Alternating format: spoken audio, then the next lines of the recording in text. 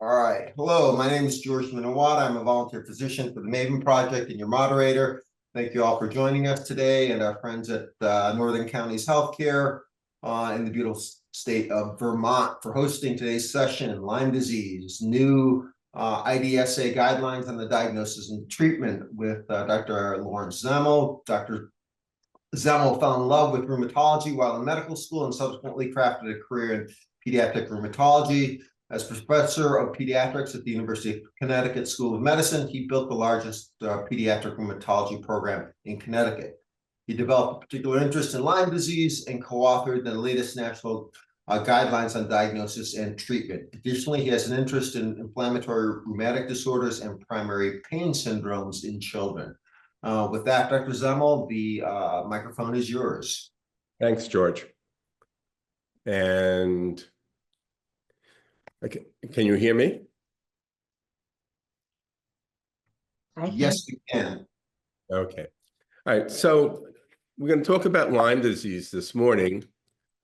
And as soon as I'm able to advance my slides, I have no conflicts of interest. And George already talked about the CME accreditation.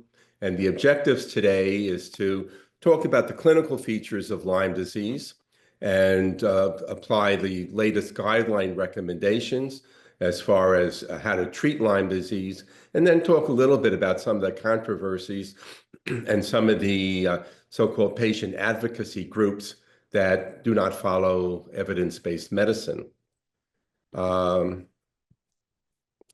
Here's a short list of some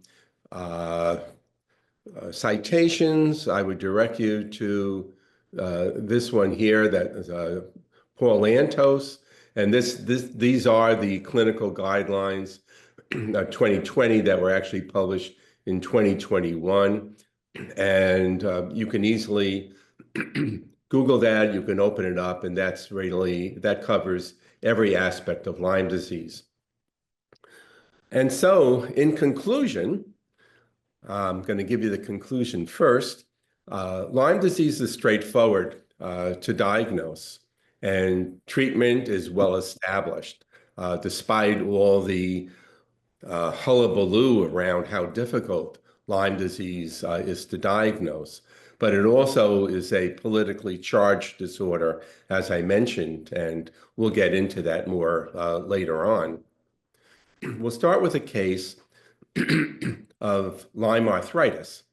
And so this is an 8-year-old boy who lives on the Connecticut shore, and he had a 2-day history of left knee swelling. There was no trauma. He's had no fever, recent strep, rash, symptoms of uveitis.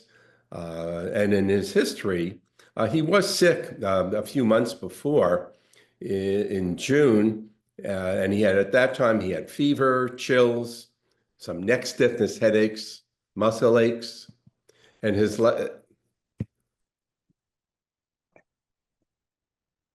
I'm sorry. Now let's go over here.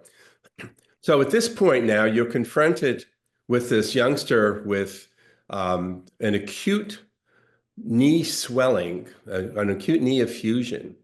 And do you refer to orthopedics? Do you aspirate the knee, rule out a septic joint? Do you order lab studies? I've already told you that this is Lyme disease, so your lab workup obviously will include a Lyme screen and possibly even starting amoxicillin pending results. Do you x-ray the knee, or do you do all of the above? And referring to orthopedics, while some of my best friends are orthopods, they're more likely to do some procedures like an MRI or knee aspiration. And in fact, if the child is afebrile and can move the knee relatively painlessly through a range of motion, it wouldn't be a full range of motion, then it's very unlikely to be a septic joint. And so aspirating the knee for diagnostic purposes would probably not be the best bet, at least initially. Obviously, ordering a Lyme screen, and we'll talk about the types of tests that you want to run, An X-ray without trauma is not going to be useful either. All it will show is what you can already see clinically, and that is soft tissue swelling. So this boy's lab work showed a normal CBC, a mildly elevated SED rate, a positive Lyme ELISA at 5.2 units. If you get results of 1.3, 1.4, those fall into usually the false positive range. So this is solidly positive, and it's confirmed by a subsequent Lyme Western blot, which revealed multiple IgG bands, which is important in Lyme arthritis because as a late phenomenon of Lyme disease, we were only looking really for IgG bands, whereas in early Lyme disease, we're looking for IgM bands. And so Lyme disease is really defined as either a 5-centimeter erythema migrans rash, I'll show you some examples, or one of the later manifestations, plus lab confirmation of infection. And the lab confirmation usually is a positive antibody test, although polymerase chain reaction could be used, but that's a laborious and expensive test. And some of the late manifestations, which I will elaborate on, include arthritis, cardiac involvement, and neurologic disease. And it's also noted that IgG seronegativity in an untreated patient with months to years of symptoms essentially rules out the diagnosis of Lyme disease. It's fairly black and white. So in other words, if you have a child or an adult who has been complaining of Lyme symptoms for months, and by the way, their IgG Lyme titer is negative, it's quite unlikely that this is Lyme disease. And we'll talk about these cases of so-called chronic Lyme disease in a moment. Lyme disease is a worldwide phenomenon. In fact, it was first described by Afzelius in Sweden in 1909. And you can see from this global map that the tick responsible for Lyme disease in the east is Ixodes scapularis, and then in the west and northwest, Ixodes pacificus, and there's Ixodes ricinus in most of Europe, and then there are other tick species in Asia. In the United States, as most of you know, Lyme disease is concentrated in the Northeast, and the darker the map, the more prevalent Lyme disease is. You can see upper Midwest, Minnesota, Wisconsin, that's prevalent. And Lyme disease has now been reported in virtually every state, but many of the states, particularly in the Midwest and the Rocky Mountain region, most of those cases are travelers who were exposed when they visited their grandmother in Connecticut. When you look at Lyme disease state by state, and this is relevant for you in Vermont, you can see Vermont is the second leading state in Lyme incidence, that is per capita or per 100,000 persons. So, and these are reported cases. So over 200 reported cases per 100,000 population, making it the second most prevalent state really in the country. The last year that data was complete, according to the CDC, showed that there were 63,000 cases of Lyme disease reported. But as you well know, Lyme disease is grossly underreported, and I've been guilty of that as well. And so there are probably 300,000 to 400,000 cases occurring annually in the United States. And here you can see some of the different ticks. And the top row are the Ixodes ticks, or black-legged ticks, or deer ticks, all synonymous. And eggs are laid, and the larval tick is not infected with the Lyme bacteria, with Borrelia burgdorferi, but then the larval tick will feed on a white-footed mouse and molt into the next stage, an nymphal tick.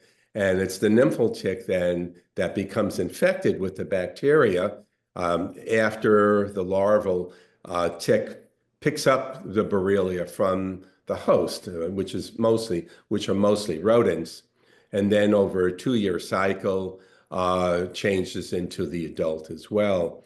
And you can see the typical coloration of the adult female. It's brown and black.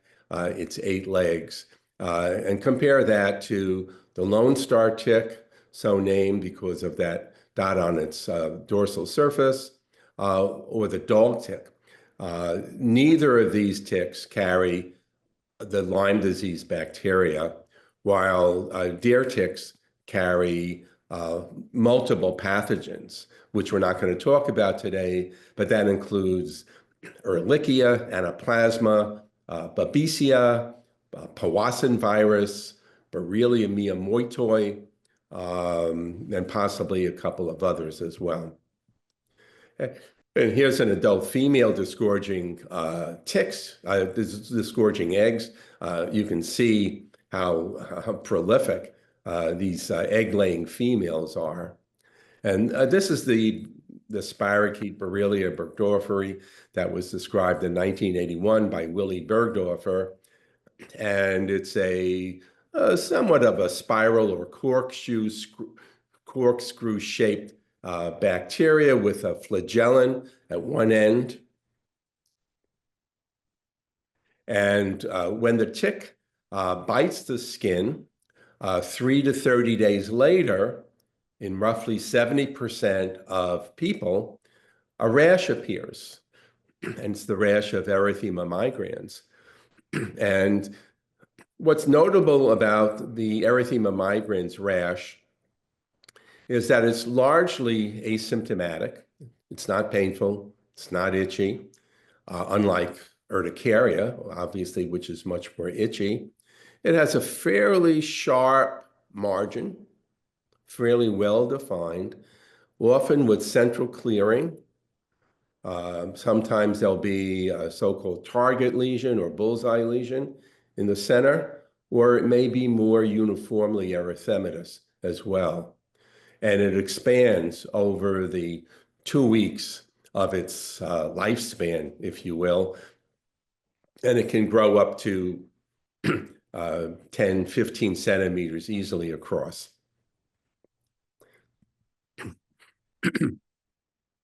So as I said, about 2/3 of people who have Lyme disease develop erythema migrans initially. Some don't. Some are infected, but never develop a rash, and then go on to develop later manifestations of Lyme disease.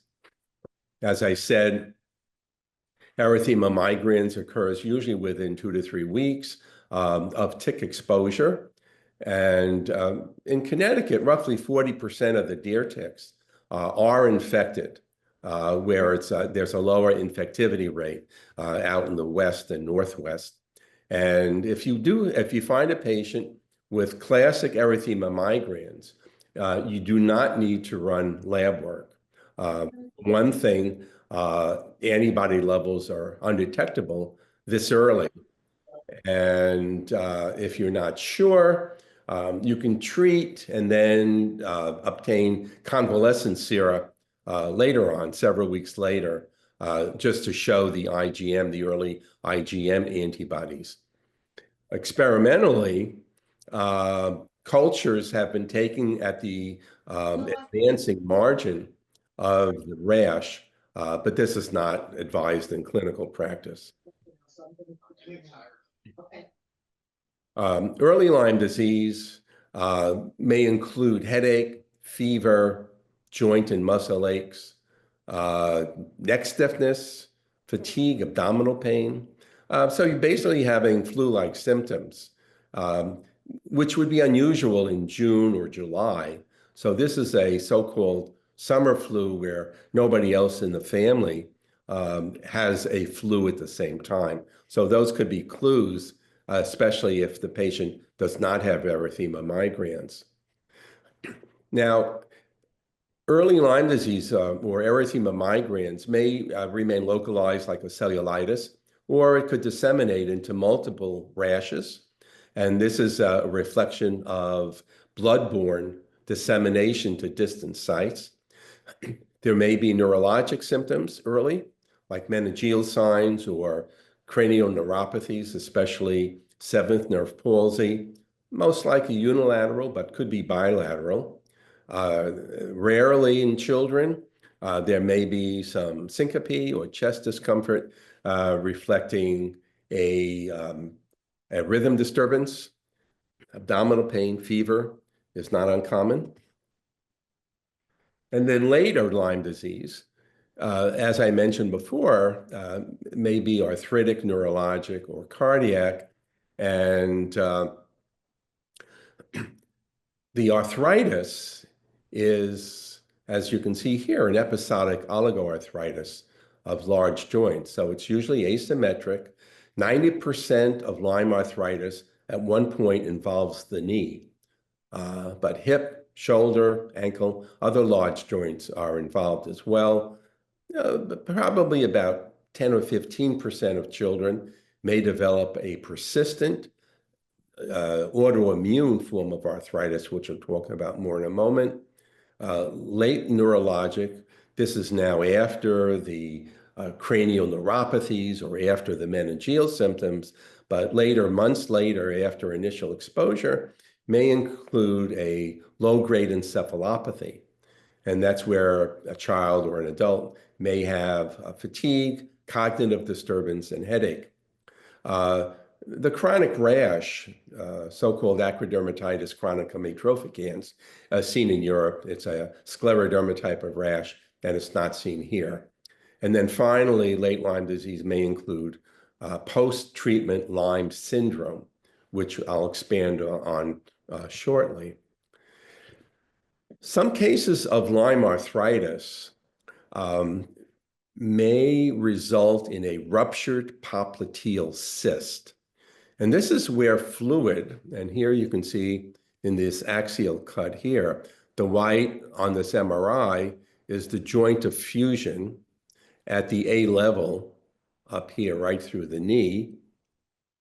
And this fluid then may under pressure, trickle down into the calf, causing acute calf swelling, calf tenderness, and it's often referred to as pseudothrombophleboitis because it looks like DVT of the calf, but it's not. You may still see a small joint effusion in the knee in this case. In fact, here you can see a joint effusion, so not all fluid has been emptied out of the knee joint itself. So this is a not unusual complication of Lyme arthritis. So diagnostic testing is still usually utilized by the two-tier testing method. And that is where you obtain a screening Lyme ELISA, which is polyvalent. It's both IgG and IgM. And if that's positive, it's followed by a Western blot. There's now actually a modified two-tier method where the first test is, as before, a polyvalent Lyme ELISA.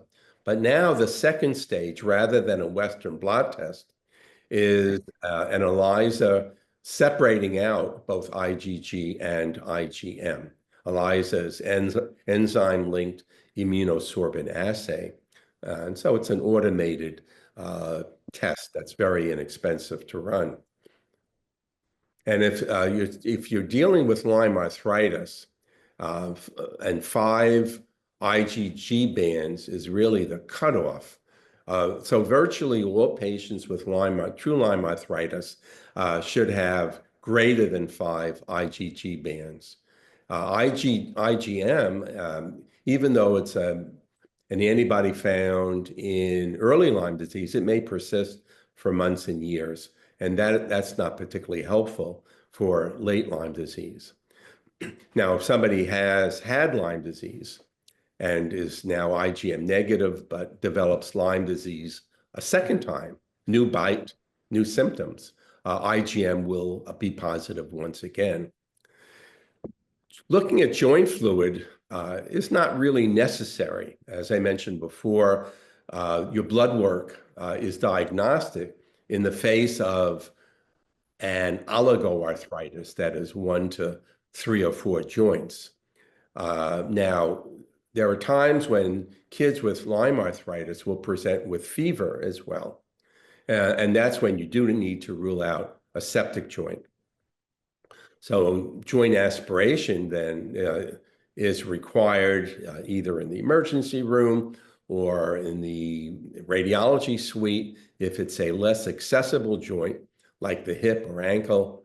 And one way to tell quickly whether or not this is a septic joint versus a Lyme joint is by the synovial fluid white blood cell count. And in Lyme arthritis, the mean is about 38,000 cells. Now, there's a wide range, and it can go as high as 100,000. Now, in septic arthritis, a joint fluid is often greater than 60,000 and usually over 100,000 as well. So even though there's some overlap between the two conditions, if you have a Lyme, if you have an acute knee with a synovial fluid white count of 30,000, you can be pretty assured that this is not a septic joint. We rarely see small joint arthritis in Lyme disease. So if you have involvement of the fingers or toes, think of some other arthropathy. There is essentially no role for MRI in Lyme arthritis initially. And we'll touch briefly on neurologic Lyme disease, which may involve either the peripheral or central nervous system.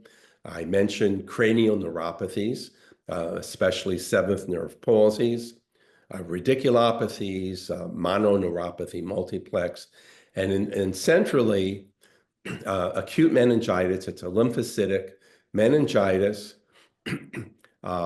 Sometimes you can have raised intracranial pressure, encephalitis, and more in Europe, myelitis involved in the cord. The 2020 guidelines address the question of whether steroids should be used in a patient, in a child or adult who presents with seventh nerve palsy before you know whether it's Lyme disease or not. The question was whether steroids in Lyme disease would make treatment more difficult as an immunosuppressive drug. But the recommendation now is that if you have acute facial nerve palsy, no rash, no other clinical clues of Lyme disease, you should start steroids because in idiopathic seventh nerve palsy, steroids are helpful. Obviously, if Lyme serology comes back positive, steroids should be discontinued and antibiotics started. We also addressed the issue of psychiatric illness. There's a psychiatrist at Columbia in New York City who has really made a career out of linking Lyme disease and psychiatric illness. But we looked at all the critical studies and concluded that if you have an adult with just psychiatric illness, the recommendation is not to test for Lyme disease. And likewise, in children who have developmental, behavioral, or psychiatric disorders, again, without other Lyme symptoms, routine Lyme testing should not be conducted. Certain prevention measures are recommended, and some of these, particularly for you in Vermont, where you're outdoors a lot, may include wearing light-colored clothing where you're more likely to find a tick, long sleeves and pants, and sometimes you can treat your clothing with permethrin, a tick repellent, but that's not recommended for direct application on the skin. Whereas once you're back home from your hike up at the Lincoln Notch, you check yourself for ticks. You do a thorough tick check, because if you find an attached tick and you remove it within 24 hours, you will not get Lyme disease. Showering, a hot shower may also dislodge some ticks that are not firmly attached, and you can heat your clothes, dry your clothes on high heat if you're concerned about ticks within your clothing. Standard DEET insect repellents, usually up to about 30% DEET, are quite reliable on repelling ticks. Picaridin is another alternative, and then there are some other possible applications that are listed here, but DEET would be the most common repellent that's effective. Now, there have been some vaccines. There's a history of vaccine development in Lyme disease. And just for perspective, the first vaccine that was ever available for human use was developed by Edward Jenner in 1796, when he used a live cowpox vaccine to prevent smallpox. And it was highly effective. These patients developed usually a low-grade infection, but they weren't very sick, and they certainly weren't dying. When COVID came around, we were utilizing mostly mRNA technology. So that's a technology that is widely available. And in 1998, the Lyme vaccine LymeRix was introduced by GlaxoSmithKline, and that was based on a single bacterial antigen, outer surface protein A, which is usually the most arthritogenic antigen. And this was pretty effective, but it required two doses and then plus a booster dose. And it only lasted until 2002. So it had a lifespan of 4 years. What happened to it? Well, I'll show you in a moment, but some of the Lyme advocacy groups started objecting to it. Currently, there is a candidate vaccine that was developed by a French biotech company, Valnexa, and this is also based on OSPA. But the way this vaccine works is that the person develops antibodies to outer surface protein A.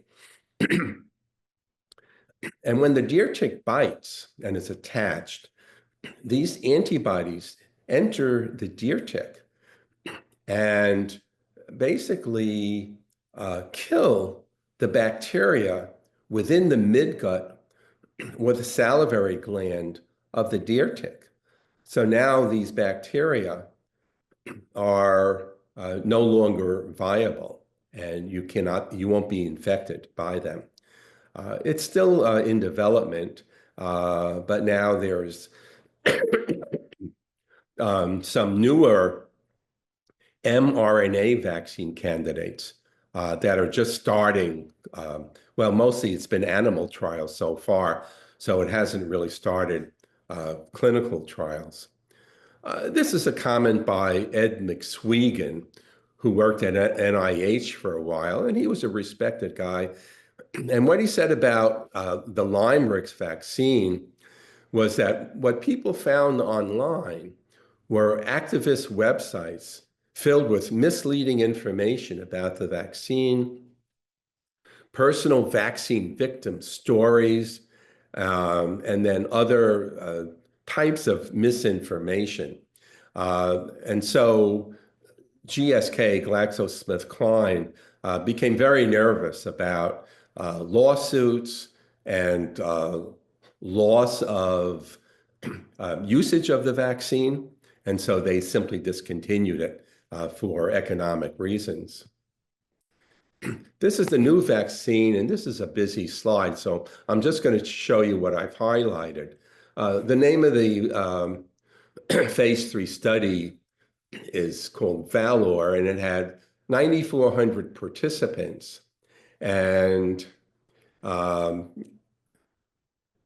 there was some strongly positive data. The vaccine was immunogenic, and in the phase 3 data, which is ongoing right now, but they're going to be submitting an application to FDA for marketing approval, probably in 2026.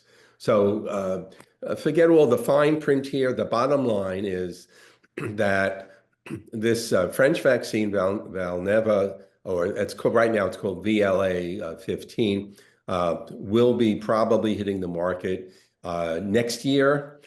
And again, it's going to be a couple of different doses and probably a booster dose as well. But it sounds like it's going to be effective and with a low side effect profile. Following a tick bite, you can submit the tick to see whether or not it's an Ixodes tick. Your local health department will do that for you. It's not necessary to actually test the tick for Borrelia burgdorferi. And if following a tick bite, you don't need to be tested, but the recommendation is to take a single dose of a double dose of doxycycline, 200 milligrams. If these conditions are met, you're living in an endemic region like Vermont. It clearly is a deer tick, and it's been attached for 36 to 72 hours. Less than 36 hours, removing the tick largely abrogates any chance of developing Lyme disease, as I mentioned. And greater than 72 hours, the single dose doxycycline may not be effective. If you follow patients who had a deer tick removed, the chance of getting Lyme disease is about 1 to 3%.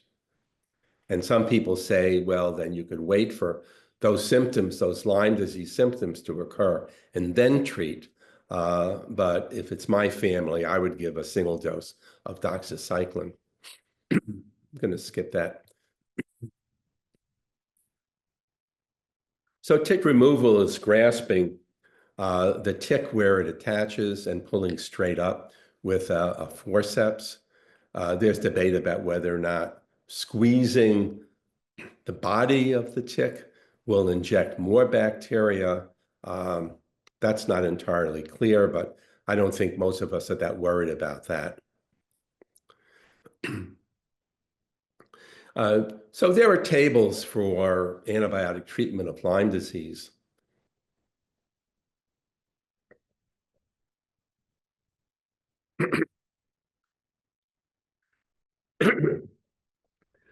And this is from the guidelines, the 2020 guidelines. And it breaks treatment down into the various clinical manifestations. So after, let's see, 40 years, well, we started really treating Lyme disease in the early to mid 80s. So yeah, it's been 40 years of Lyme treatment. We still use basically the same drugs, doxycycline or amoxicillin. The the erythromycin, beta-lactams are not really that effective, but could be a substitute.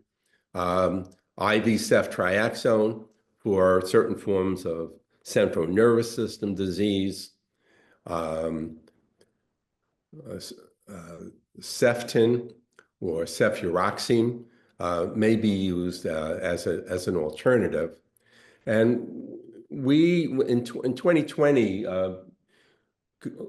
leading up to the publication of the guidelines, we looked at the doxycycline literature for young children and found that the risk of dental staining was so low as to really counteract the recommendation that doxycycline be avoided in young children. So now we feel that doxycycline can safely be given to children, certainly as young as 2, up to 21 days. And here again are the drugs and the dosages that are used. I'm not going to read them off to you, but these are all readily available. There's the Red Book for Infectious Disease, the guideline summary. You can readily find these. And if Lyme arthritis persists after an initial round of oral antibiotics, you can watch that patient for a couple of weeks and see if it goes away. But you can also consider a second course of either oral or intravenous antibiotics if Lyme arthritis is persisting. And if after antibiotics, after 2 rounds of antibiotics, Lyme arthritis is still there, you can assume that this is now a reactive form of arthritis or autoimmune form of arthritis. And there's a lot of basic scientific data to show that. And so at this point, we would use disease-modifying anti-rheumatic drugs like methotrexate or Plaquenil. Intra-articular steroids are very helpful, and biologic agents such as etanercept or adalimumab have been used as well. There are a small series of arthroscopic synovectomy if it's confined to one joint like a knee, and certainly NSAIDs for pain management. If a woman is pregnant and develops Lyme disease, she can be treated with cephalosporins or amoxicillin. And Lyme disease in pregnancy has not been found to result in congenital infection or syndrome of congenital abnormalities if the mother is appropriately treated. However, and this goes back to older literature, there have been a few cases of neonatal deaths in women who were not treated during pregnancy, and the newborn had Lyme disease as well.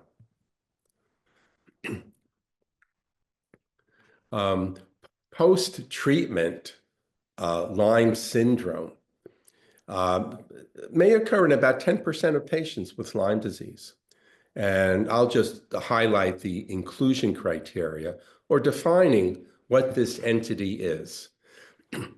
So you have to have documented previous Lyme disease and documented completed therapy, which is adequate for the stage of disease that you had. In other words, if you had central nervous system involvement, then you probably should have completed intravenous therapy. And then there are now subjective symptoms that could satisfy the definition of post-treatment Lyme, such as fatigue, arthralgias, myalgias, brain fog, radicular pain. Within onset, 6 months of diagnosis of Lyme disease. And this should be persisting or recurring for more than 6 months after completion of antibiotic therapy. And it should also result in a reduction in function as well. So if the symptoms are so mild, then you may not say that this is real, that this satisfies the diagnosis of post-treatment Lyme syndrome. Now, this sounds suspiciously like long COVID. So when you compare post-treatment Lyme disease syndrome with long COVID and chronic fatigue syndrome, look at all the overlap here of all these pluses. Now, altered taste and smell disturbance is not seen in post-Lyme or chronic fatigue. So that's really more unique to long COVID. But, some of the other symptoms like POTS syndrome or dysautonomia can be seen in all of these, exertional malaise, etc.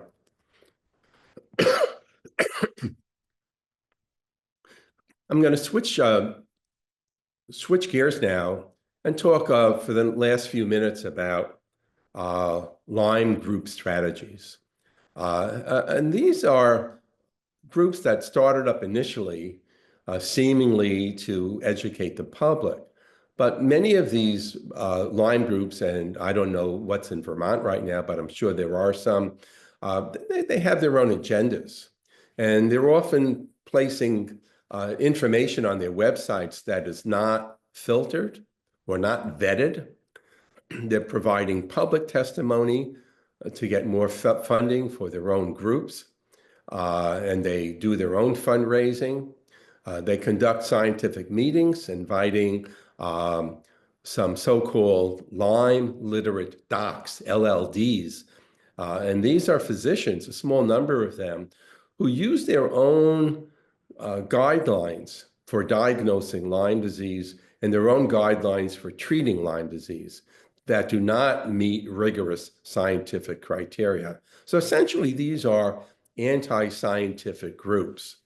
They also want to protect their LLDs from prosecution. And some states have now legislated protection against lawsuits as long as these Lyme literate docs are licensed and prescribing drugs in their, using their best judgment. I've heard some of these docs say, well, I'm making a clinical diagnosis of Lyme disease. And these are patients who have absolutely no laboratory confirmation whatsoever. I can give another 2-hour talk on these physicians. These are some of this is one of the websites. This happens to be from the Bay Area. And they're talking about how Lyme testing misses up to 60% of acute cases of Lyme. Well, which is actually true, but it gives you the impression that the Lyme testing is just not accurate. And it sort of supports the notion that you can diagnose later Lyme disease without any positive blood tests. And some of the information is reasonably accurate, but they use terms like severely debilitating, and 500,000 Americans struggling with late-stage Lyme disease.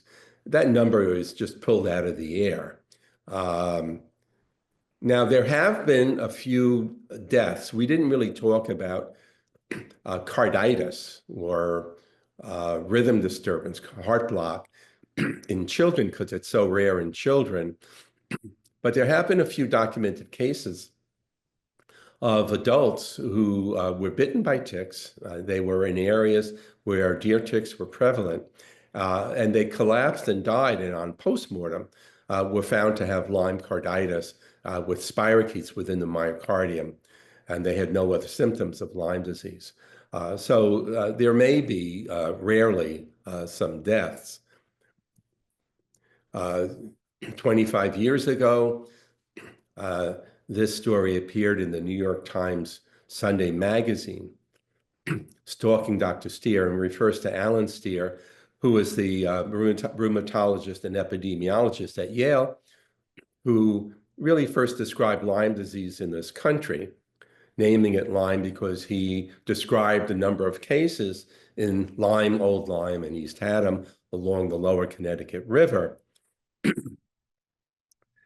And he was following scientific guidelines and refusing to treat people for Lyme disease who, in fact, did not have Lyme disease.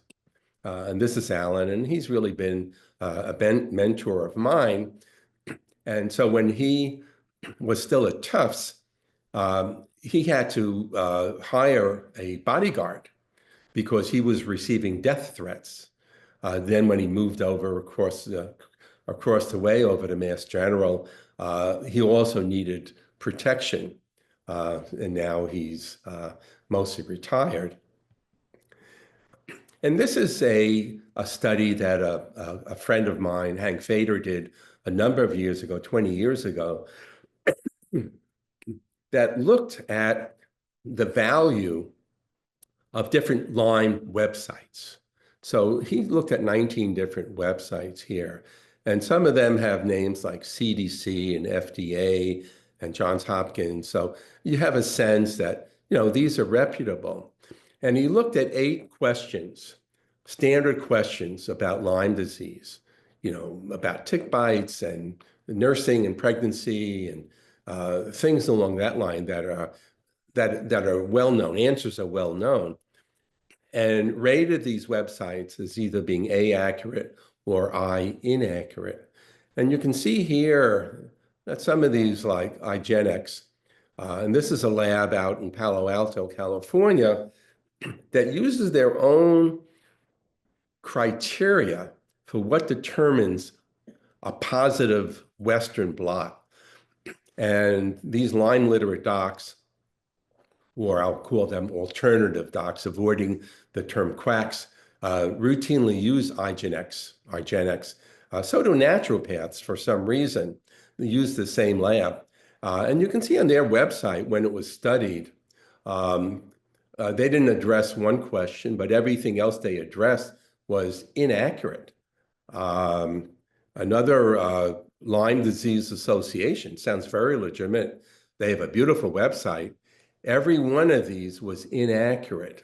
So there's a lot of misinformation out there. And if you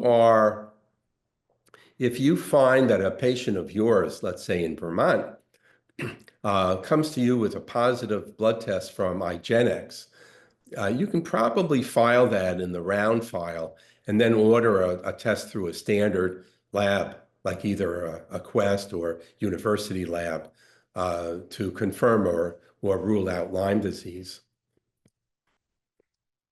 And I will thank you for your attention and see if there are any questions. George? Thanks, Dr. Zemel, for a great talk. We have a lot of questions in the Q&A. Let me just go over them with you. I think some of them you already addressed. Just on the IGeneX topic that you just touched on, a question is, it sounds like IGeneX is covered by Medicare. No, if that's correct. Sounds like it is. It's an accredited lab, even though they were investigated by the California Public Health Department. So it still should be covered by Medicare. But I think you really have to be very skeptical of those results. So it's buyer beware with that lab on that. Okay. Then another question was, I believe you said that the ruptured cyst or the ruptured effusion, it can't mimic the DVT. A related issue was is redness. Can redness be associated with that swelling in the cap? It can be, but not usually. Okay. All right. And then for an acute knee due to Lyme, is there anything that distinguishes it from a septic joint on exam? Yes. Symptoms. That's a good question.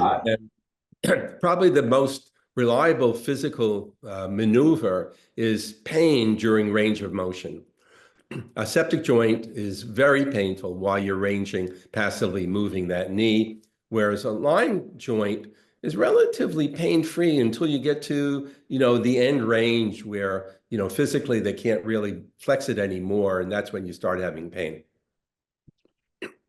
And then does the arthritis migrate or change joints it affects? So this might be more relevant for adults, right? So migratory oligoarthritis, right? That could be lots of disease, STDs, right? Are Right. Well, that's a good question, because it is true that the typical story in somebody who has now developed Lyme arthritis is that you develop a swollen joint, let's say an elbow, and the adult or child may think it was an injury and it disappears after a few days.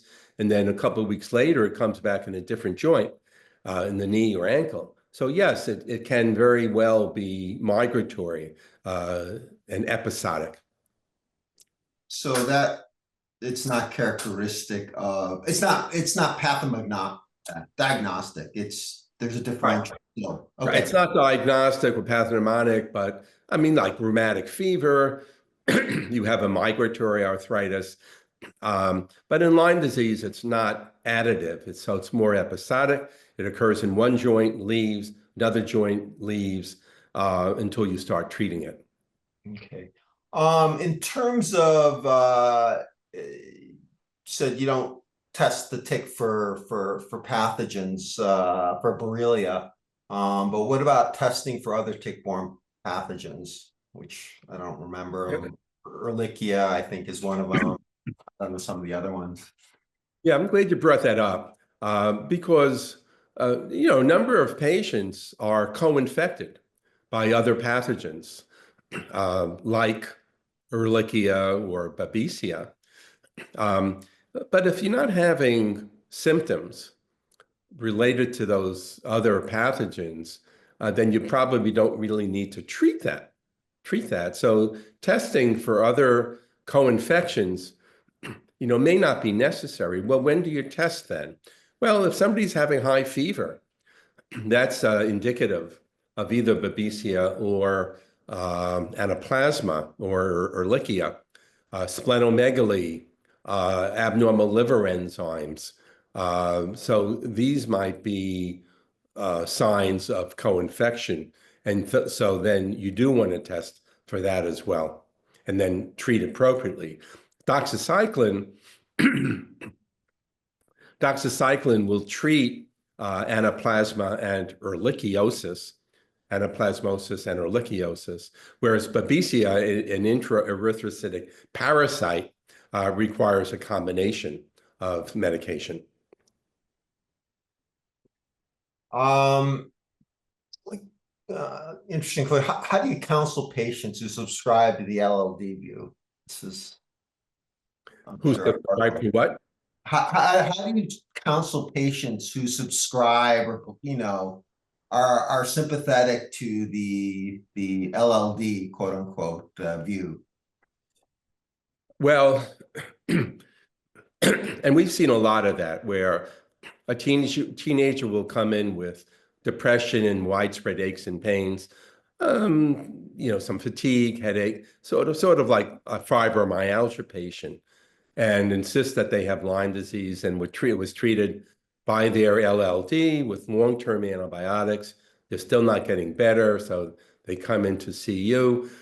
One of the keys is that you will treat them no matter what they have. So while you may not extend Lyme treatment, since they don't have Lyme disease, you are there for them to support them and offer whatever treatment or whatever additional diagnostic studies. And you can also show them literature showing how a lot of Lyme disease is misdiagnosed, but it does really become a cult-like following for some of these patients. They love these LLDs, these caregivers, and stand by them. Very rarely sue them. Um, Another question is there any evidence that Lyme symptoms go into remission and then develop neurologic illness if untreated. I think that you did go into that a bit. Well, that's a tough question. Most neurologic disease occurs early, or the bacteria enters the meninges or brain early and then manifests later. And what I'm saying is that it's unlikely that if somebody has Lyme arthritis, they are then subsequently going to develop neurologic symptoms because patients who develop late encephalopathy, for example, were often infected right from the get-go. They just didn't manifest it. So, and if you see somebody with early neurologic symptoms, concerning symptoms like bad headaches or cognitive disturbance, and they test positive for Lyme antibodies, those patients need aggressive treatment and often need a month of intravenous ceftriaxone. How long do IgG antibodies persist? I think it could be a lifetime, correct? Depending on how good the test is. The number of bands or the number of, there were over 100 epitopes on the Borrelia bacteria or antigens on the surface. And you can develop IgG antibodies to, virtually all of them. But the standard, the commercial labs really only test for the 10 most common. So you're only going to see usually 10 up to 10 results. And the number of antibodies diminish over time, but can persist for years and years. Okay. And the antibodies are not protective against subsequent infection, it sounds like. This is correct. I'm glad you made that point. And this really may be mediated more by T cell cytotoxic T cells that can destroy the bacteria much more effectively than antibodies will. I guess so. The spirochetes will go to the knee or brain, but not both. I think No, they can they go can go anywhere, right? The question can disseminate. Yeah, if you have early disseminated Lyme disease, that is, you have multiple erythema migrans, Lyme Borrelia can travel to the heart, travel to the brain, travel to the joints, and then may remain dormant for a while until for some reason they become activated. In the knee, for example, sometimes it's a trivial injury that will suddenly wake up the bacteria and generate this intense inflammatory response. And then how do you diagnose that? I mean, Well, in Lyme arthritis, simply by doing the blood work.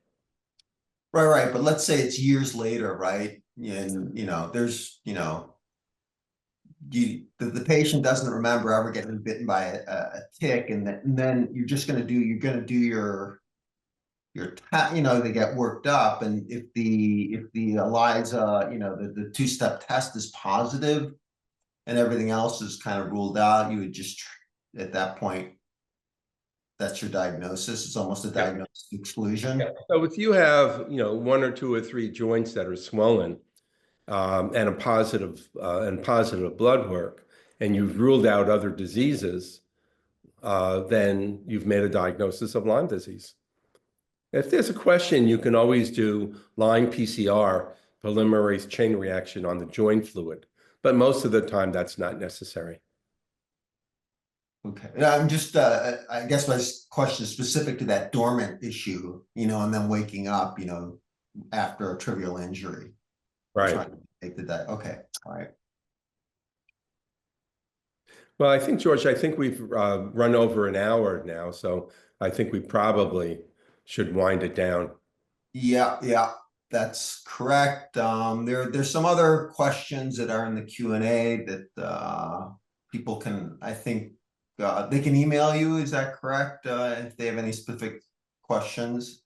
They can. Lawrence Zemel at Gmail. Okay, all right. Well, again, thanks again for a great talk, and to the audience, and thank you for attending, and have a good rest of your day. Okay, thanks. Bye-bye. Bye-bye.